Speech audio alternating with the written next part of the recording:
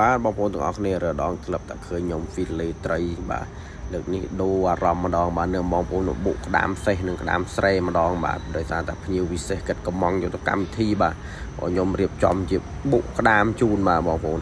ទិញក្តាមទិញអីមកហើយក៏ចាប់ផ្ដើមដាក់ត្រាំទឹកត្រីទុកចូលបាទហើយក៏បកវាឲ្យស្អាតសម្អាតវាហើយជាមួយនឹងក្តាមសេះក៏យើងបកសម្អាតត្រាំទឹកកកបាទហើយបន្លែដែលយើងទិញមកខ្ញុំក៏ដាក់ត្រាំទឹកចូលបាទហើយម្ទេសអីមកលាងស្អាតហើយខ្ញុំបុកដាក់មួយចានបាទខ្ទឹមអីក៏បុកទៅពីខ្ញុំបុកហើយខ្ញុំក៏ចាប់ផ្ដើមមួយច្រាំពីប៉ោះច្រាំសណ្ដែកគួរហើយជាមួយនឹងត្រប់បាទហើយប៉ាទីអីដាក់មកមួយដុំមកល្មមហូបទៅពីខ្ញុំហាន់ហើយក៏ខ្ញុំរៀបចំមកមួយចានដាក់គៀនឆ្នាំងបាទដើម្បីដាក់ត្រៀមទឹកប្រហុកទឹកបុកល្ហុងបាទបងប្អូនបុកល្ហុងនេះដែរយើងត្រូវការប្រើស្ករក្រហមបាទស្ករត្នោតនេះបាទហើយខ្ញុំក៏ចាក់ទឹកប្រហុកចូលមកស្មុនគីសិនបាទទៅមកខ្ញុំក៏ចាក់ម្ទេសចូលចាក់ម្ទេសចាក់ខ្ទឹមជាមួយនឹងស្ករក្រហមស្ករសលីគ្នាចូលតាមម្ដងបាទបងប្អូនហើយក៏ខ្ញុំដាក់អំពិលទុំចូលបាទ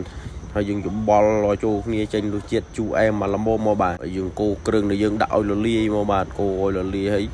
ចាំយើងច្បាច់ក្រូចឆ្មាចូលលក់មើលមុំហើយបានយើងដាក់ពីបោះដាក់អីដែលខ្ញុំហាន់ចូលមិញបាទបងប្អូននេះខ្ញុំកូរបដើសិនបាទតែពីយើងកូរហើយខ្ញុំក៏ចាក់ត្រប់ចូលចាក់សណ្ដែកគួរចូលចាក់ពីងប៉ោះចូលសិនបាទហើយចាប់ផ្ដើមកូរចូលគ្នាសិនហើយចាប់ផ្ដើមភ្លក់មើលរសជាតិត្រូវហើយក៏ចាប់ផ្ដើមដុះដាក់នឹងក្តាមសិនបាទក្តាមស្រែ2គីឡូមុនសិនបាទសល់ប្រហែលខ្ញុំនឹងដាក់ក្តាមសេះចូលតែម្ដងបាទបងប្អូនក្តាមសេះយើង5គីឡូនេះខ្ញុំក៏ដុះដាក់ហើយដុះដាក់ចូលមកល្មមទៅពីដុះហើយក៏យកក្តាមសេះនោះខ្ញុំមកដាក់ចូលទៅក្នុងទឹកនោះក៏កូរច្បល់ចូលគ្នាទុកឲ្យវាចូលជាតិបាទ